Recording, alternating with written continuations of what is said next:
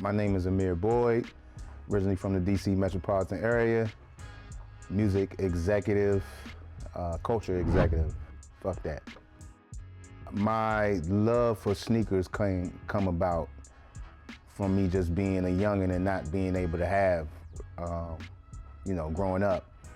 The sneaker garage came about because I couldn't find any place else to put all of these sneakers. And when I'm like I said, I'm originally from the DC metropolitan area, so when I moved out, but I lived in Atlanta, and I think that's where most of my collection started at, in Atlanta. So when I moved to LA, I was having those big tubs of sneakers, and I probably would have like 20 of them, and then I started thinking like, man, let me get rid of some of these sneakers. So I decided to keep like a good 300 pair, and that's why I was like, all right, I'm gonna make one side of my garage, well, and now it's two sides, but the intent was just to make it one side. And so I would like to say I'm a retired sneakerhead, but that doesn't mean I don't still buy sneakers. My go-to sneaker is never the same. It always starts with how I feel in the morning when I wake up. Now I do start with the sneakers.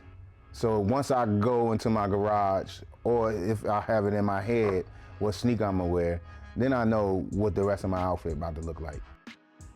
I'm giving you a story about my collection here that I have of some of my favorite sneakers. I just remember this particular shoe blowing my mind in 1992 at the All-Star game. When Jordan had these on. I think the All-Star game was in Orlando that year, and Jordan had these on, and I just kept saying, this doesn't match anything that he's ever worn, or doesn't match the Bulls jersey, it doesn't match the All-Stars jersey. I just was wild and was like, yo, what the hell is that?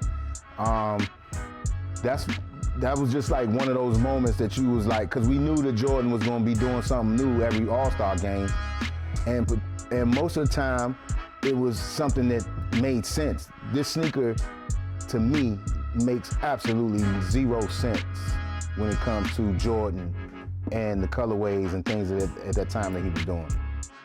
The very first pair of sneakers that I had, that I can remember, I mean, I'm sure I had, Zips and Tigers and, there used to be stores like Tomathan and Kenny's and shit like that, like my mom, would take us to.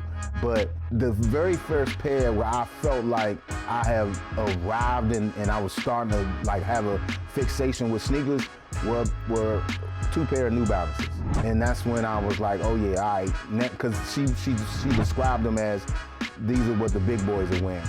And I took that and ran, and I kind of haven't been looking back since. Fortunately, I have never had to wait in line for a pair of sneakers. I've always had somebody on the inside. I've always had something that I can barter. So I have never had to do that. And I kind of feel good about the fact that I've never had to do that. You know what I'm saying?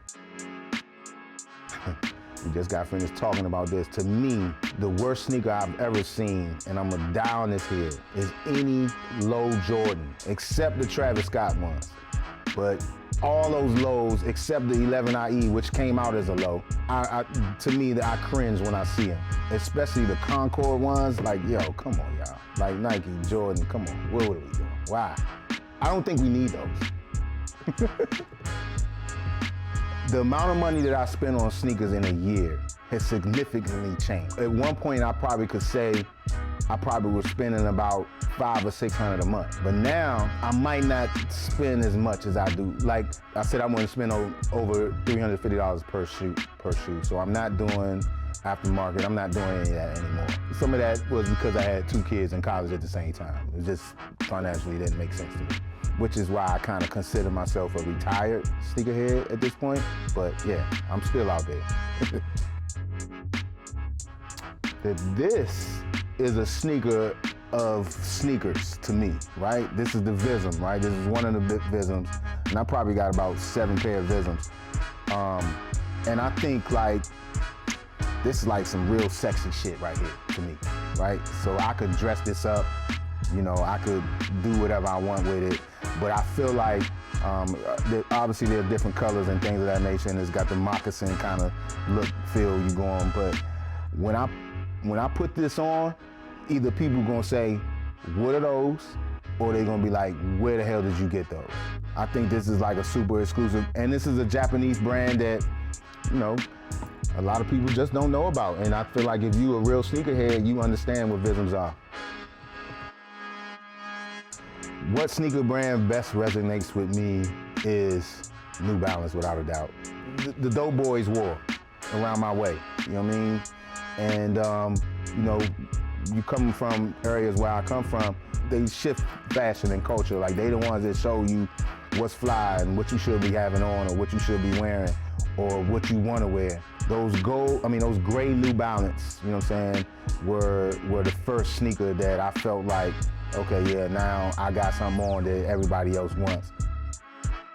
Thank you, Certified Souls, for having me. My name is Amir Boyd. You can find me on social media at AmirKhary. Thank y'all for having me. This has been really, really dope. And man, let's make sure we always tapping back in and adding to the culture as much as we can.